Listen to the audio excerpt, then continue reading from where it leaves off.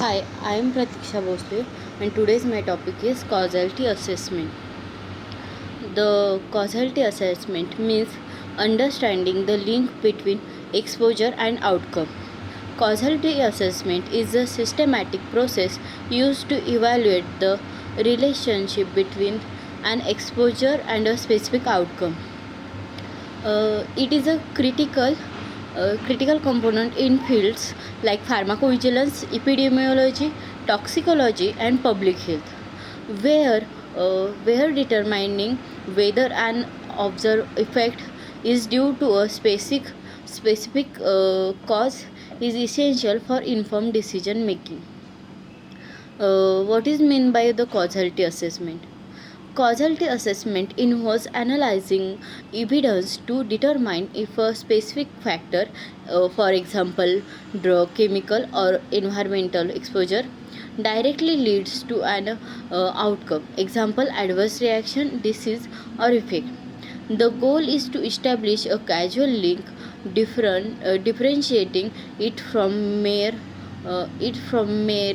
association, which might arise from confounding factors or chance.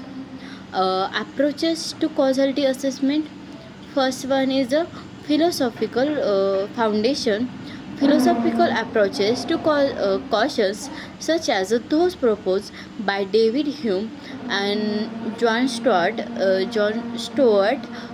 Stuart Mill emphasizes observing patterns of regularity and identifying temporal sequence between cause and effect. Mill's method of induction, such as the method of agreement and references, lay the groundwork for modern scientific approaches to causality. Second one is the Bradford Hill criteria. The Bradford Hill criteria, proposed in 1965, provide a structured framework for assessing causality in epidemiology. These nine criteria include strength of association. A strong association is more likely to be a causal than weak one. Consistency. Second one is a consistency. Reproducible result across study status. The causal inference. Specificity. A cause of leading to a specific effect supports a causal relationship. Next one is a temporality. Temporality, the cause must precede the effect. Biological gradient, a dose response relationship straightens the case for causation. Uh, Next one is a plausibility. A biologically plausible mechanism supports causality. Coherence. The causal interpretation should align with existing knowledge. Next one is a experiment. Evidence from interventions provides strong support. Analogy, similarities to known causal relationship can offer additional support. Third point is the causality assessment in pharmacovigilance. In drug safety, causality assessment is used to evaluate adverse drug reaction.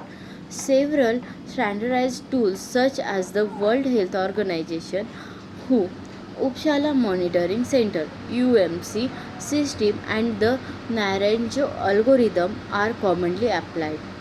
The WHO UMC system categorizes causality as certain, probable, possible, unlikely, or accessible based on factors like temporal association, alternative explanation, and the outcome of de-challenge and re-challenge.